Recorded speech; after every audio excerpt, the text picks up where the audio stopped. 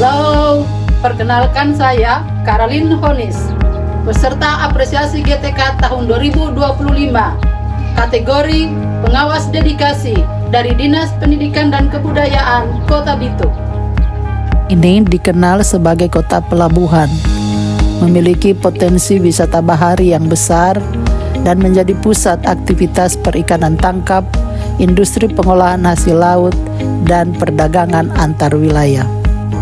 Meskipun masuk kategori kota dalam wilayah administratif yang ditandai dengan infrastruktur yang lebih maju, namun 5 sekolah binaan saya yang berada di daratan Bitung jaraknya paling jauh dari pusat kota, dengan kondisi jalan raya cukup baik namun tidak memiliki transportasi umum, sehingga untuk mencapai sekolah-sekolah ini harus sewa kendaraan roda 2 dan jika hujan harus sewa kendaraan roda 4. Sementara untuk menuju 3 sekolah yang berada di Pulau Lembe, kita harus menyeberang dengan perahu. Jika cuaca buruk, perahu bisa terbalik dan tenggelam. Perjalanan dilanjutkan dengan kendaraan umum yang sangat terbatas, dengan kondisi jalan yang rusak dan daerah ini rawan longsor. Sedangkan untuk ke SMP Negeri 13 Hatap Bitung, jalannya sangat menakutkan karena sangat terjal dan sering terjadi kecelakaan. Tantangan yang dihadapi dalam pendampingan dan pembinaan pelajaran adalah yang pertama, tantangan internal, yaitu tantangan motivasi, yaitu psikologis yang mempengaruhi perilaku kinerja seseorang.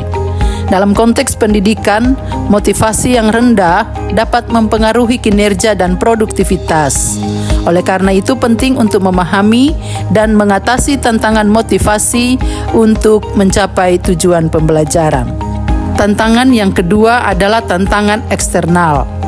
Tantangan eksternal yang dimaksud di sini adalah tantangan geografis karena terletak di pinggiran kota atau jaraknya jauh dari pusat kota. Yang pertama, akses yang terbatas ke sumber daya.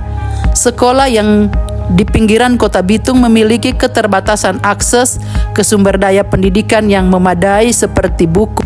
Untuk mengatasi tantangan-tantangan dalam pendampingan dan pembinaan pembelajaran, maka aksi yang dilakukan adalah pertama, menciptakan komunikasi yang baik dengan seluruh warga sekolah. Pengawas sekolah melakukan pertemuan dengan warga sekolah dampingan untuk membangun percakapan bermakna. Dalam percakapan ini, pengawas sekolah harus benar-benar menempatkan diri sebagai teman belajar, bukan atasan, untuk menyentuh hati mereka, sehingga warga sekolah tidak sungkan mengungkapkan kondisi sekolah yang sebenarnya, kelemahan dan kekuatan sekolah, serta kesulitan-kesulitan dalam pembelajaran. Melalui percakapan ini, pengawas sekolah memperoleh informasi mengenai komitmen perubahan kepala sekolah dan tingkat kematangan warga sekolah. Komunikasi yang baik merupakan kunci suksesnya kegiatan pendampingan dan pembinaan pembelajaran.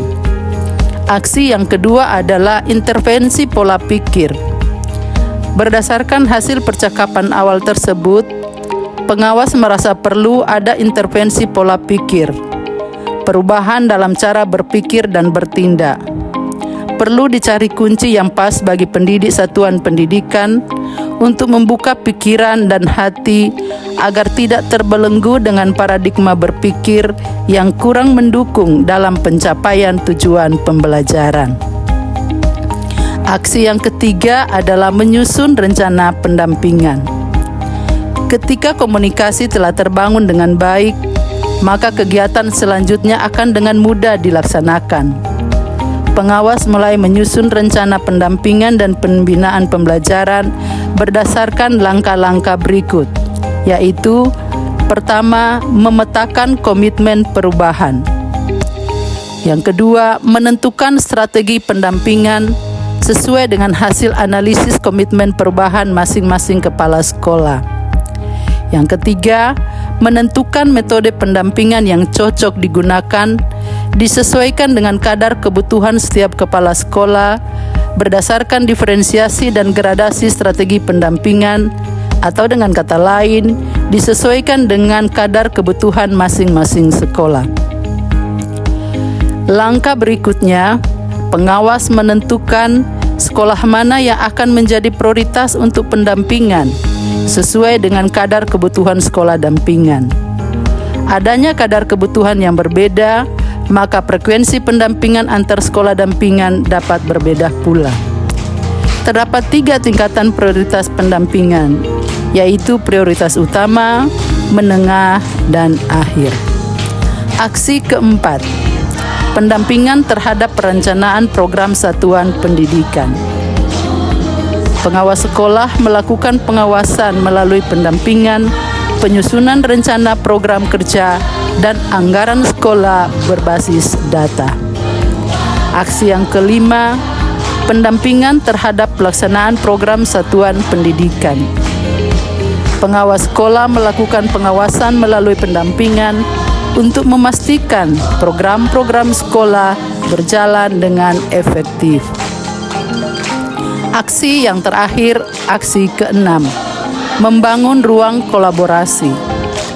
Untuk mengatasi kualitas guru yang tidak merata, maka pengawas sekolah membentuk komunitas belajar setiap mata pelajaran khusus untuk sekolah binaan.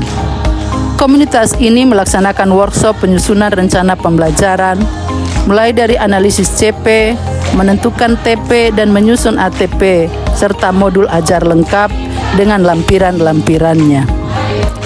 Pengawas sekolah juga berkolaborasi dengan narasumber lain sesuai kebutuhan komunitas ini. Komunitas juga membuat WA Group Ruang Kolaborasi Mapel sebagai media komunikasi dan wadah berbagi praktik baik di antara guru. Komunitas ini membawa banyak manfaat bagi guru karena mereka merasa sangat terbantu. Sementara bagi kepala sekolah, pengawas membuat WA Group kepala sekolah binaan untuk memudahkan alur komunikasi. Segala sesuatu yang hanya bersifat informasi di-share di grup